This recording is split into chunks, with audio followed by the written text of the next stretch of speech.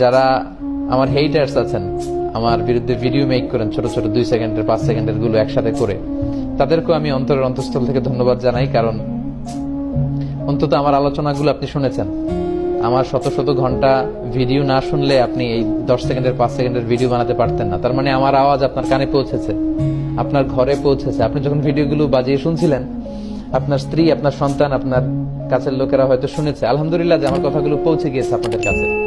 So আমার এই free পাবলিসিটির জন্য আপনাদেরকে ধন্যবাদ। তবে সম্মান দেওয়ার মালিক হচ্ছে আল্লাহ। যারা এই ভিডিওগুলো বানিয়েছেন তাদের প্রতি আমার একটা ছোট্ট অনুরোধ, যে কারোর প্রতি বিদ্বেষী হয়ে এ জাতীয় কাজ যদি আমরা করে থাকি, তাহলে এটা কখনোই সুফল বয়ে আনবে না। যেখানে আমাদের দেশে এত কাদা ছড়াছড়ি, ইসলাম নিয়ে এত বিভাজন, এক এক টিভি চ্যানেলে লোকজন এক এক ধরনের ফতোয়া শুনে বিভ্রান্ত হয় যে এই হুজুর বলে এইটা, ওই হুজুর বলে ওইটা, উনি এই পথে, উনি এই মতে, আমি যাব কোন পথে।